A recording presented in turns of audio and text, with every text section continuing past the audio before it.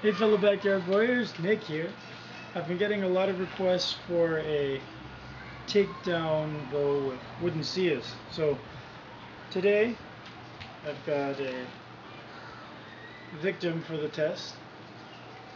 Uh, this is a simple bow with wooden seals. It's very similar to the one that we made in the flattened PVC horse bow with wooden seals. Seals are a little bit shorter on this bow, but what we're going to be doing today can be done on just about any bow with wooden seals. This is an older bow that was made about 8 months ago, uh, but it's a nice shooter. I haven't finished it up, so I figured now would be a good opportunity. So what I'm going to be doing is that we're going to be doing a slightly different style of takedown. We're going to be using the sleeves like we did on the April Fool's bow. The one thing that the April Fool's bow taught me is that you can put connectors mid-limb on a bow and the bow won't fail. That's something I didn't think was really possible before. I used to think the only way to make a takedown was to either have it break down in the center of a longbow in the handle section where it bends the least, or you'd need a large static riser like you see on most takedown recurves, where the limbs then attach to the solid non-bending riser. But because of the April Fool's bow, I'm going to be trying today to make a takedown that's a 3-piece takedown. And what we're going to be doing is cutting the bow here and here. That way the handle section is one piece. What this is going to do a couple things for us. One thing is that the hardest part of taking down the bow that I've used the sleeves for is right here in the handle. It's the hardest part to pull apart. But the limbs are fairly simple, and the tension of the string actually holds the limb together. It doesn't pull apart like I originally thought it would before I tried it. So today I'm going to try this. I haven't tried this particular style before. What we're going to be doing is you need to take your bow. You can see I've got number 9 on this because this was one of a batch of bows that I did a while ago. I only finished about half of them. But what you want to do is you want to measure 8.5 inches from the center. What that's going to give you is a 17-inch long handle section. That's going to, now if you're wondering, the tips are going to end up a little shorter, but with the connectors permanently attached to them, all 3 pieces are going to be roughly the same size when we're done. So here's the bow. Now what I'm going to do is I'm going to cut it, then we're going to attach it with our connectors, and then we're going to see if it shoots. Alright, before we chop this bow up, I'm going to shoot it for you guys just so you can see how it shoots.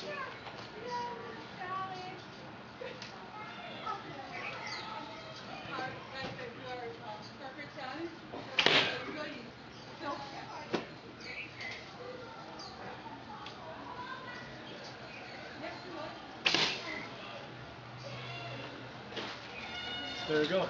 Alright, so here's our cut pieces. And what I did were the 2 end pieces, I just cut straight across, flatten those off because these are going to have the permanent connection. And here's our riser. And I rounded off the edges because the riser is what's going to actually go into the limbs. Like this. Another thing I did, just in case you're like, that's not the same bow, I just went ahead and I changed the seals up a bit. I originally put those there as string bridges because I had originally intended the string to rest in here when the bow was at brace, but I changed my I changed my mind at the last minute and they were kind of useless, so I made the seals a little more streamlined here. So now what we're going to do is I'm going to make the connector pieces, and then I'm going to heat the connectors and drive this bow together, and then we'll see if it works. Okay, so I've got my two connector pieces here, just 4-inch long 1-inch PVC pipe, and I just rounded the outside, beveled the inside, so that what I'm going to do is I'm going to heat up one side. It's going to get glued into the SIA end, and then it'll slide over the riser section. So I'm going to go do that, and I'll show you what that looks like. Okay, so here's the boat. So you can see, I strung it up here. Let me show you what it looks like strung. So here it is. So as you can see,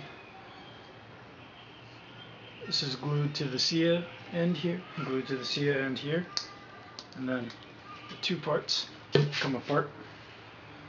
There's a little bit of a, feels like, I guess you could call it like a vacuum sound.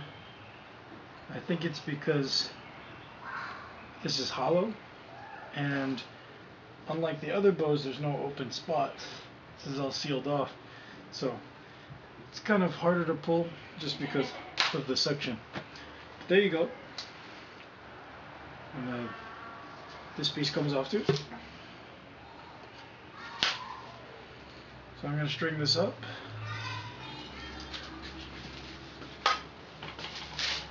And so the next thing we'll do with this is we'll shoot it out, and I'll show you guys how it shoots. Alright, so here's the bow. So I went ahead and I finished it up already. As you can see, just spray painted it a sort of a matte silver color. It's really nice in the full sunlight. I did this because I was kind of inspired by the Hunger Games bow. You know, I read the book, and this just seemed to be the type of bow it would have been. You know, very short. And one thing about short bows is that they're very unusual to draw. So if, say, you're used to a long bow, you know, there'll be a slight learning curve when using a bow like this. Just my take on it. Here you go. It was actually my wife's suggestion for the paint. But I'm going to shoot it for you guys.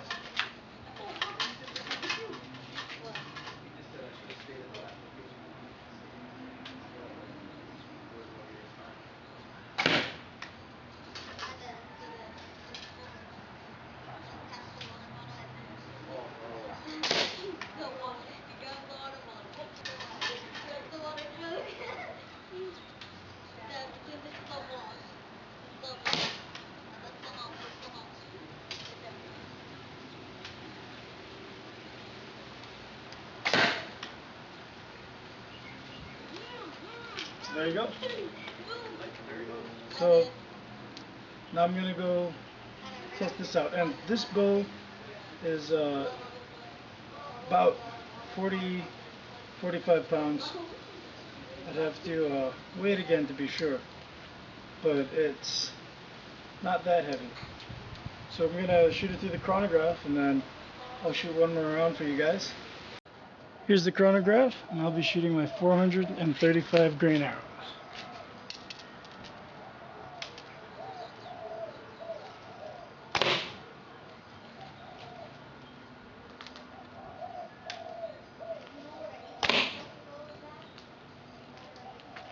So there you go.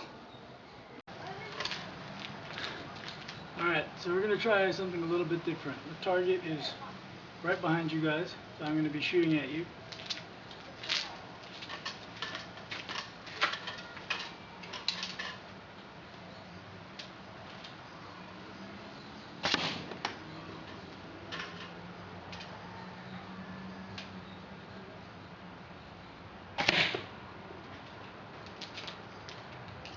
So there it is.